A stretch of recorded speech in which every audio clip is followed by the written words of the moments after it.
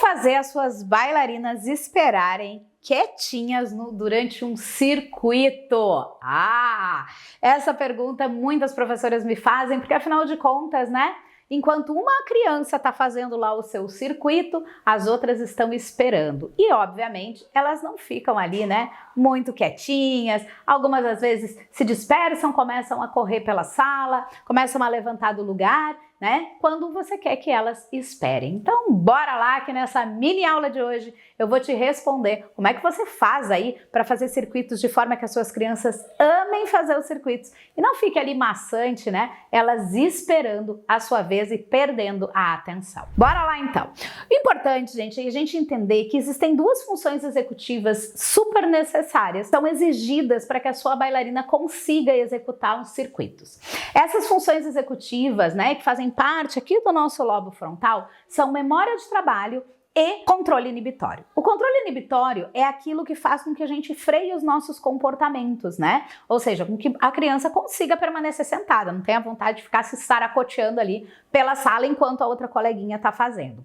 E a criança pequena tem muita dificuldade ainda de maturação, né, de controle inibitório e também de memória de trabalho. A memória de trabalho é aquilo que faz com que você consiga reter as informações de passo a passo que você tem que fazer ali logo na sequência. Então, o que acontece aqui nos circuitos? Quando você coloca as suas crianças todas sentadinhas lá num lugar e cria um circuito com muitas coisas para essa criança fazer, né, durante o percurso, você dificulta a vida das duas crianças. Primeiro, da criança que está sentada, porque ela tem que ficar muito tempo sentada esperando, o controle inibitório dela é baixo, então ela tem dificuldade de fazer isso.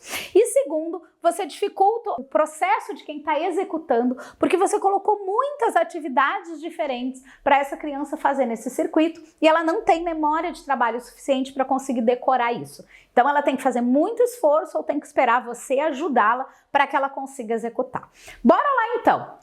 Esse modelo aqui, que eu contei agora para vocês, que é o que quase todo mundo utiliza para fazer circuitos, é um modelo inadequado de você trabalhar circuitos com as suas alunas. Se você quer que as suas alunas prestem atenção nas suas aulas, se motivem realmente e de fato aprendam aquilo que você está querendo ensinar no circuito, você precisa mudar a sua forma de fazer circuito. E existe sim um jeito de trabalhar circuitos de uma maneira que as alunas consigam executar e fiquem esperando ali, né? Aprendam a esperar a sua vez. Você vai fazer o seguinte, em vez de você criar um circuito com várias modalidades, né? Com vários passos, você vai criar um circuito apenas com duas estações.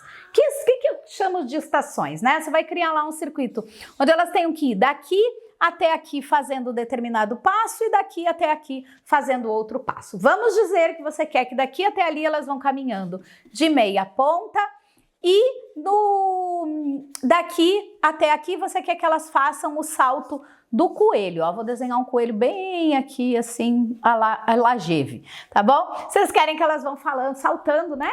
Que nem um coelhinho. O que a gente vai fazer? Em vez de você fazer um circuito e colocar todas as suas bailarinas para executarem, você vai criar 3 circuitos idênticos, ou 4, ou 5, dependendo do número de alunas que você tem. Então você vai ter um circuito aqui, outro circuito aqui, exatamente igual. Outro circuito aqui, exatamente igual.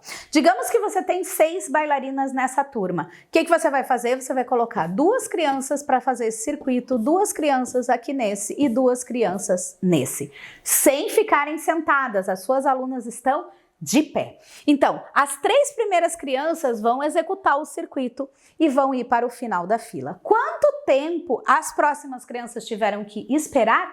Apenas uma criança fazer. Então, esse jogo acontece de uma maneira rápida, facilitando o processo de controle inibitório das suas alunas, sem elas ficarem perdendo atenção, correndo pela sala, né? Se desvirtuando do que você realmente quer trabalhar. E quando você cria apenas 2 estações, de preferência colocando algo concreto que dê para elas a noção de que aqui é meia ponta e de que aqui é o coelho, pode ser uma imagem, por exemplo, de um salto alto e a imagem de um coelhinho. Você ajuda o processo de memória de trabalho dessas alunas, fazendo com que elas tenham mais habilidades para realmente executar o que elas precisam fazer, sem estar se preocupando qual é o próximo passo que vem na sequência. E aí, gente, eu vou ter que ficar fazendo isso o resto da vida com as minhas alunas?